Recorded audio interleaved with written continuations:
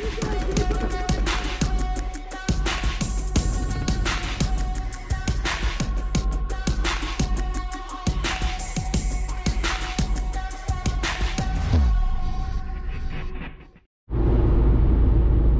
up, everybody? John Jackson here, Pro Edge Paintball. We did a few pro tip videos.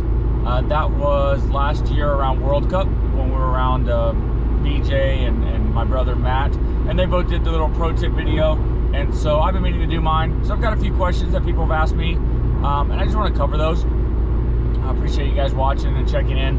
A lot of people seem to like the pro tips, so hopefully we can bring you guys some more. Guys and girls, bring you some more pro tips, maybe some more drills. That's kind of the focus for this year. Add like another series to our YouTube channel. Try to offer a little bit more than just, basic product reviews and stuff like that. So, go ahead and get started. First question, do I feel younger players should focus on doing drills or scrimmaging more, and why? By the way, don't read phones and text and drive at the same time. It's dangerous. I just don't have a sidekick right now on my way to the field. So, gotta do what I gotta do. All right, so the question was, do you feel younger players should focus on doing drills or scrimmaging more, and why? So, when I was growing up, I was all about the fundamentals. I feel like in the lower divisions, it has a lot to do with just individual gun skills. There's not as much, I guess the way of saying, there's not as much game strategy. You don't have a ton of plays. You don't have a ton of calls. Most teams are super pumped if everybody in the team remembers the kill count and all the bunker names. That's a really good starting point for newer teams that are just getting into it. So with that said, I feel that younger players on their own time, not on a team scrimmage or a team day, if you're going to go out and play paintball, at least for an hour, every single time you go shoot your gun, you should be focusing on nothing but accuracy drills. You could be the fastest player out there, you could be the smartest player out there, but if you can't hit what you're shooting at, I know that sounds super obvious, but if you can't hit what you're shooting at with the first 3 paintballs that are coming out of your gun, you're missing shots you shouldn't miss, you're losing games you shouldn't lose.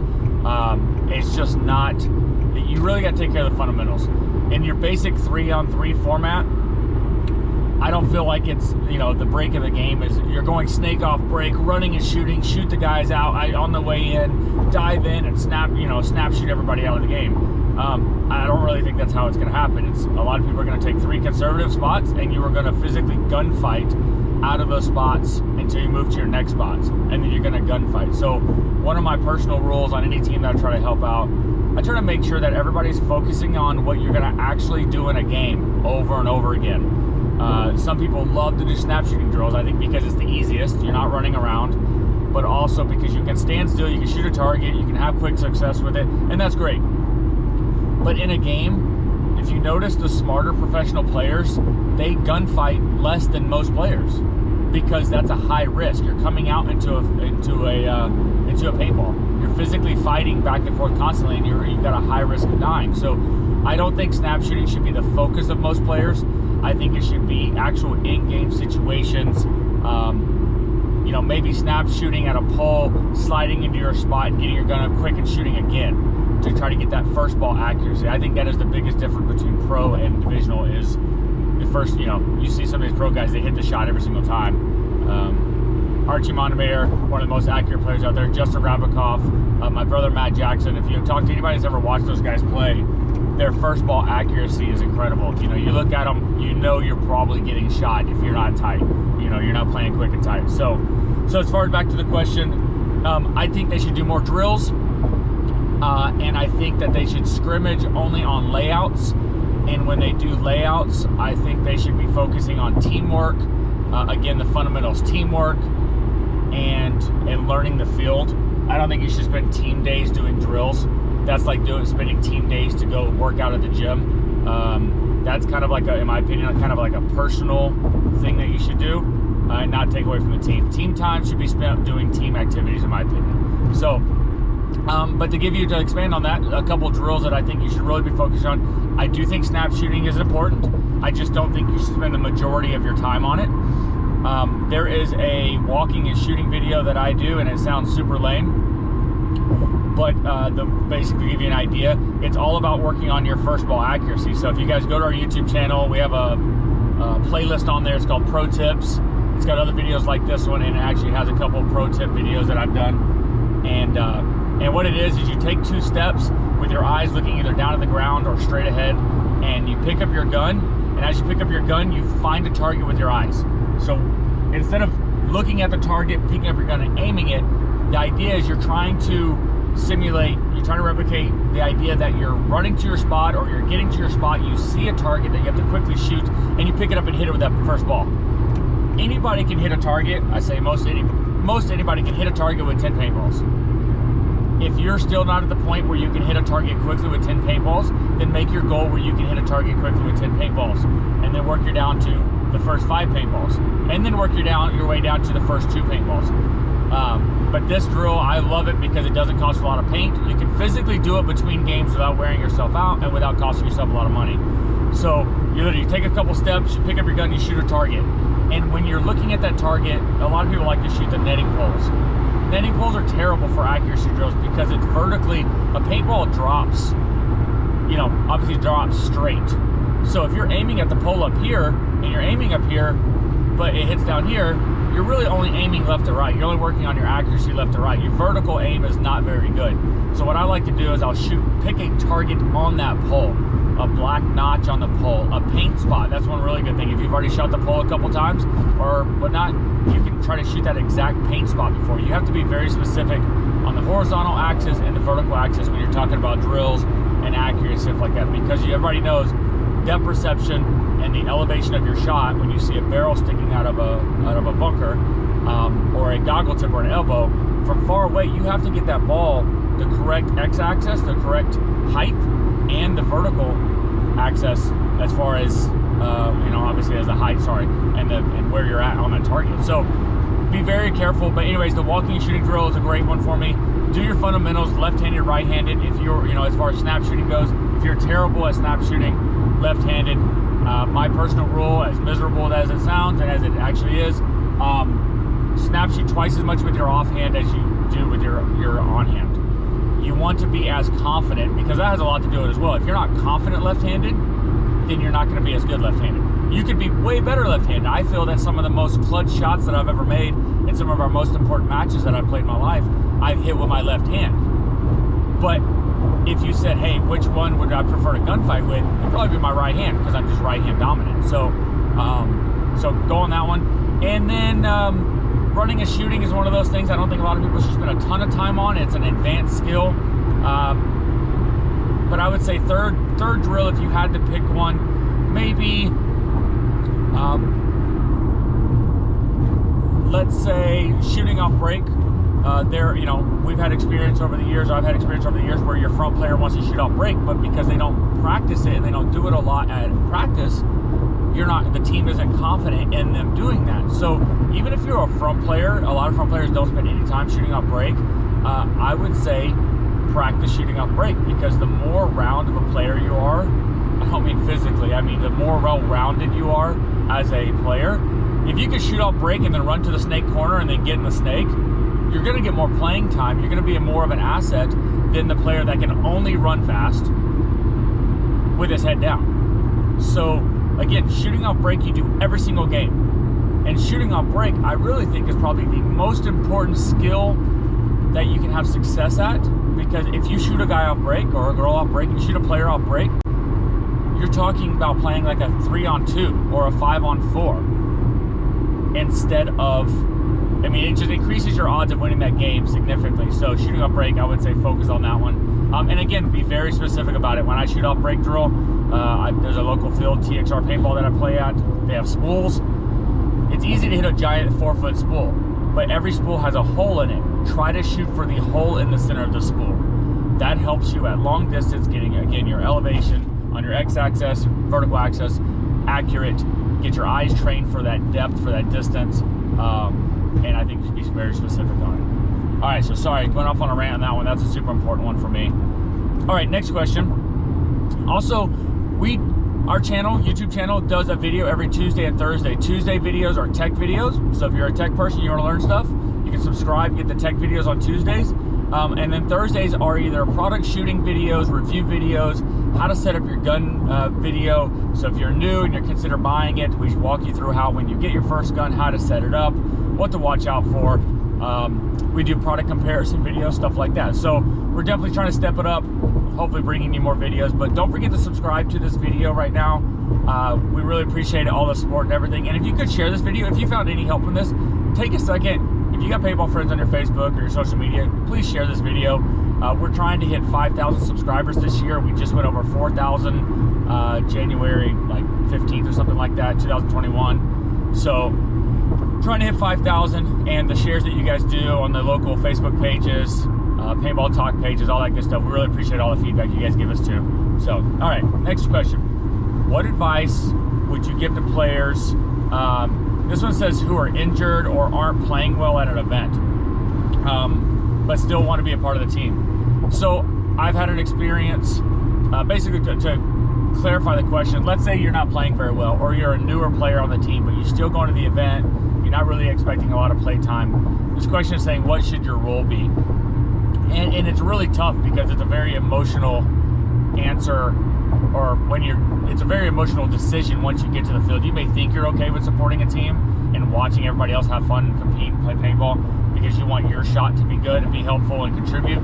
But when you get there, it's really bad. I mean, it's really not any fun if maybe somebody's playing bad even, and you think you play better. You're just fired up inside. You hate that feeling of maybe not valued, or people don't think you're that good. So to answer that question, I would say the only answer to what you should do is you bury that deep inside when you're at the field. You show up to the tournament. Once you step out of that car, you are a team. Your team is going to win. No individual wins a 5-on-5 tournament, or a 3-on-3 tournament, or an X-ball tournament. Not an individual. A team wins that. And so if you really truly support your team and you want to be a team player and you want to show the captain or coach or team owner or team dad, whatever it is, or team mom, whatever it is, if you really want to show them that you're a team player, and you want to show your other players that are on your team that you deserve a shot, do your part. Fill pods. Be motivated. Give them high fives when they do a good job. Slap them on the back when they do a bad job and tell them, hey, get them next time. You know what I mean? Be positive. Be motivated, because that energy that you carry in the pit, when they walk back in and you're pouting in the corner, does nobody any good. It just doesn't help the situation. The coach probably wants you out of it, because if, let's say your team's hyped up, they just had a good point, but you're bringing everybody down, it's not good energy. So fill pods, wipe off people, have a gun ready to go, help somebody get air, but don't just pick and choose. Do that the whole time. So basically, you're being a true team player. Be ready to go at any single time. Make sure you're doing your part. Don't mope, don't whine about it. However, if you're on a team that takes advantage of you and is never letting you get a chance and never letting you get play time, maybe it's time to go find another team. I'm not saying that should happen in a month of you practicing with a new team or joining a new team, or if you're new to tournament paintball, I don't think that should happen very quickly. It has a lot to do with the confidence in the team as a player. You have to understand that too. The core of the players that maybe have already been on this team, they have to trust you. You're not going to go jump out of an airplane and expect somebody that just has never packed your parachute before to pack your parachute. It's important. They got to be able to depend on you. So you have to build that trust over time with going, whatnot. So again, if a team's taking advantage of you and you're never going to play and it doesn't look like that, then maybe that team isn't right for you. But as far as a team that you're confident with and that you enjoy being around, and you get play time at practice and maybe a handful at tournaments, just do your part. Don't mope though, don't whine, don't complain in the middle of a tournament. It's not about you. When that tournament starts, it is not about you as an individual. It's not about any of us as individuals. It is about the team winning, the team energy, and the team focus. So don't be a baby. I mean, as uncomfortable as that might be, or as unenjoyable as that will be, everybody experiences at some point in your life. I played my very first event with AC Dallas. I played 1 point. I think it was the last or second to last point I played, and I had never experienced that before, and it was terrible, absolutely terrible. 8 inches of water and mud on the pants that I was wearing, you know, because the pins were muddy and nasty, and I just got to watch everybody around me play. And you know, I had a talk with the coach afterwards and told him straight up, it's like, hey, if you don't think I'm good enough, then don't put me on the team. I'll be here and support them, but I'm not going to stand around and play just because of whatever the reason behind it was. I didn't understand it, but I believe it was the coach didn't have confidence in me because we had just met. I had just joined the team as my first event with the team, and so there was no confidence there. Until I built that confidence, I didn't get playing time. And so I understood that. We had an open communication, but I didn't pout.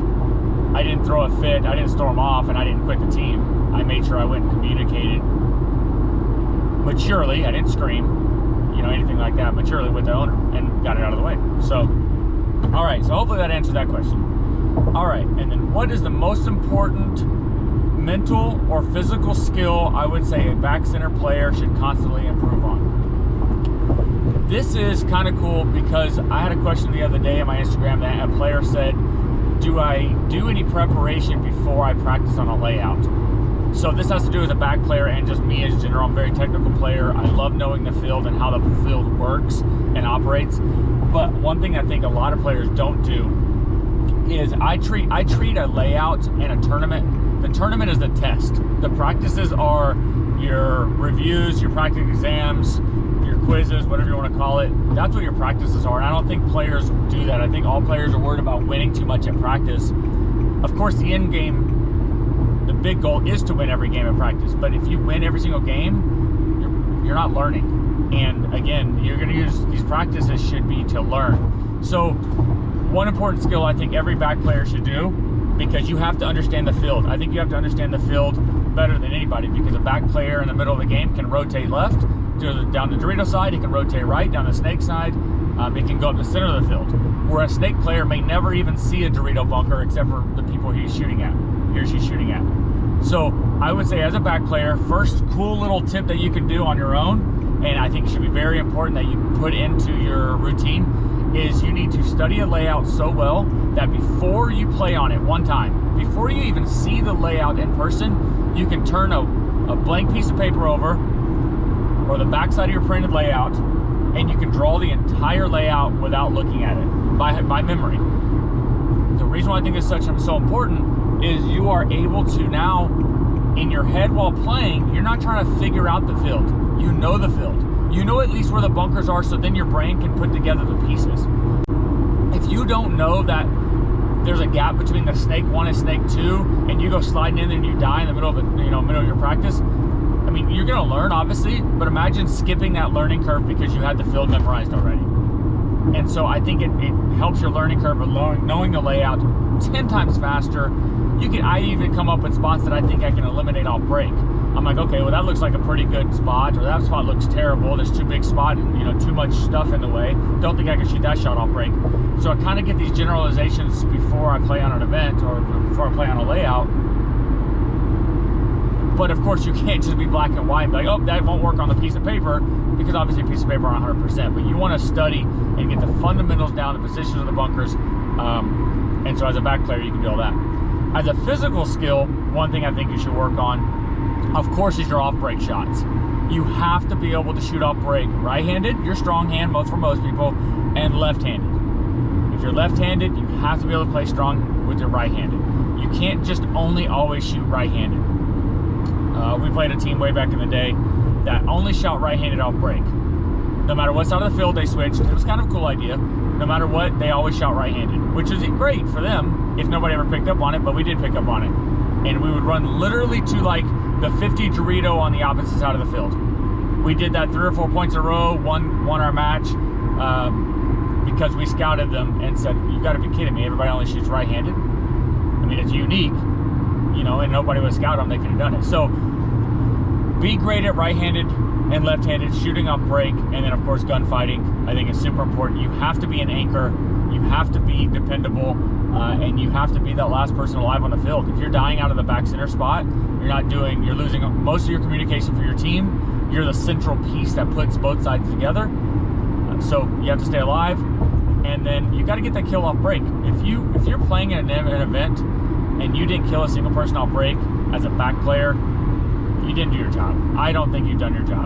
I'm not saying you should kill every single person every single point, but the one thing you can guarantee every point, that somebody's running somewhere and you get a shoot at them. If your team is playing well in the middle of a point, it's really hard for a back player, unless you're going to run through the center, to really get easy kills, because if your front players and your twos on each side of you are very strong, they do a really good job of controlling the players in front of you, and then it's just kind of your job to kind of work the center, get the communication across, and close out the game strong and stay alive. So shoot off break for the drill. Shoot off break, hammer it out, left-handed, right-handed, be very specific. As you get better at shooting off break, I think a lot of people think it's very easy. You can start moving your shots back. So let's say there's a snake corner that people are going to and they're dying a lot. That's only going to happen early in prelims with the teams that aren't as experienced. As you play against better teams and you get to the finals, if you've ever played in the finals, you know those teams start tightening up. They're like, okay, well, that spot everybody dies going to, we're going to go one shorter than that. We're not going to take that risk. We want to keep five bodies alive or 3 bodies alive, but we're not going to take the risk. Imagine being able to shoot the person 10 feet off the box. Go, go, go. They die going into the stand-up can on the snake side, even though they thought they weren't taking any risk because they weren't going wide, but you still shot them because you were that good at shooting off break. It's probably one of the most enjoyable things to do as a back player is to shoot a shot that player doesn't think he can be shot at, and then he walks up to you, she walks up to you, and they go, I just died and I have no idea how. And you just laugh. You're like, because my quick shot off break is so quick and so accurate because I practiced so much and put so much time in it. I shot a player that thought he had it made gravy to go into that spot. So work on your quick shot, but that is definitely second than just working on your accuracy off break with left-handed and right-handed. So I hope that helps answer a lot of questions.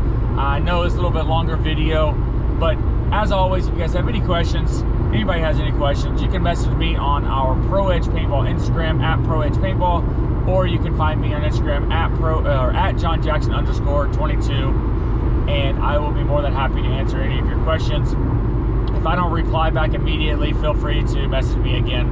Sometimes the messages get kicked over into like a spam junk folder on Instagram, and you don't see it at all. So again, you have any questions down below? If you found this helpful, comment below. I do all of the answering of all of the questions as far as any of the comments on our YouTube channel. So anything you ever need, make sure you let us know on that one. Otherwise, again, subscribe to our channel. Please help us support the local store, our store Pro Edge Paintball in Houston, Texas. We do have an online store. You can pick up any and all gear at proedgepp.com. Accuracy as far as our inventory goes, like 99.9%. We've worked really hard to get this going. So online store's been updated, YouTube channel hopefully stepping it up, and everybody that's watching, everybody's been super supportive. Thank you so much for sharing our videos. Again, if you have any questions, comment below, subscribe to our YouTube channel, like this video, please. That really helps it show up to other players like yourself looking for more pro paintball or pro tips or paintball tips in general. So thanks so much. We'll see you guys around. So make sure you like this video, subscribe. By liking the video, you really help YouTube show it to other players like yourself.